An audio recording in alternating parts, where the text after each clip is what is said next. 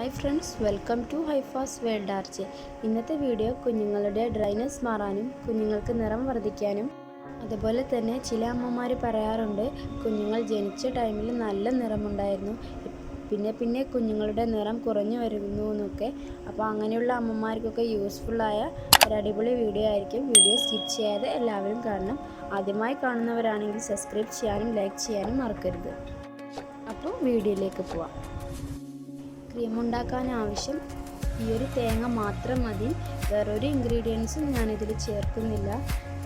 ഞാനൊരു 7 ദിവസത്തേക്ക് കണക്കാക്കിയ ക്രീമേ ഉണ്ടാക്കുന്നുള്ളൂ. അപ്പോൾ അതുകൊണ്ട് അരമുറി തേങ്ങയെ ഞാനിന്ന് എടുത്തിട്ടുള്ളൂ. അപ്പോൾ തേങ്ങ നന്നായി ചെരിയതിന് ശേഷം മിക്സിയുടെ ജാർ എടുത്തിട്ട് ഒട്ടും വെള്ളം ചേർക്കാതെ വേണം അടിച്ചെടുക്കാൻ. തേങ്ങ അരഞ്ഞില്ലെങ്കിൽ മാത്രം നിങ്ങൾക്ക് തേങ്ങ വെള്ളം ചേർത്ത് അടിക്കാവുന്നതാണ്, അല്ലാതെ ഒട്ടും നിങ്ങൾ വെള്ളം ചേർക്കരുത്. എന്നാലേ ഉദ്ദേശിച്ച രീതിയിലുള്ള ക്രീമായി വരുള്ളൂ. തേങ്ങ ഒന്ന് അടിച്ചെടുത്തിട്ട് വരാം. ഞാനിതിലേക്ക് തേങ്ങ വെള്ളം മാത്രമേ ചേർത്ത് കൊടുത്തിട്ടുള്ളൂ.